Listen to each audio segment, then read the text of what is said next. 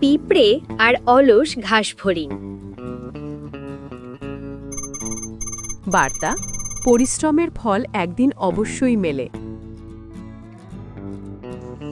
এক গরম দুপুরে পিঁপড়েরা খাবার জোগাড়ে ব্যস্ত। তারা জানে বর্ষা এলে খাবার পাওয়া মুশকিল হবে। প্রথম পিঁপড়ে হাঁপাতে হাঁপাতে,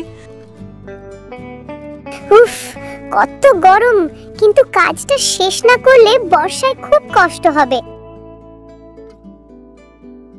দ্বিতীয় পিঁপড়ে, ঠিক বলেছ, আমরা পরিশ্রম করলেই তো ভবিষ্যৎ নিরাপদ হবে। পিঁপড়েরা ধীরে ধীরে ধানের দানা টেনে নিচ্ছে।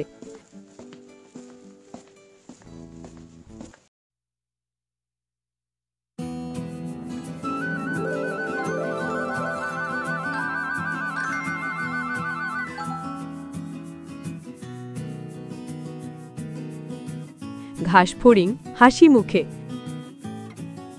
আরে পিঁপড়েরা, এই রোদে কাজ করছো কেন? এসো না একটু গান শুনে মজা করি। প্রথম পিঁপড়ে, না ভাই, এখন মজা নয়, এখন কাজের সময়। ঘাসফড়িং, এই রোদে কাজ করে লাভ কি? খাও, ঘুমাও, গান গাও, জীবন উপভোগ করো। দ্বিতীয় পিঁপড়ে হাসি মুখে, তুমি গান গাও, আমরা খাবার জমাই। দেখা যাক বর্ষায় কে হাসে আর কে কাঁদে। কয়েকদিন পর বর্ষা এসে গেছে। বৃষ্টি পড়ছে, ঘাসফড়িং কাঁপছে। ঘাসফড়িং, এত বৃষ্টি, পেটও খালি, এখন কি করি? সে পিঁপড়েদের বাসার সামনে গিয়ে ডাকে, পিঁপড়েরা, একটু খাবার দেবে? আমি খুব ক্ষুধার্ত।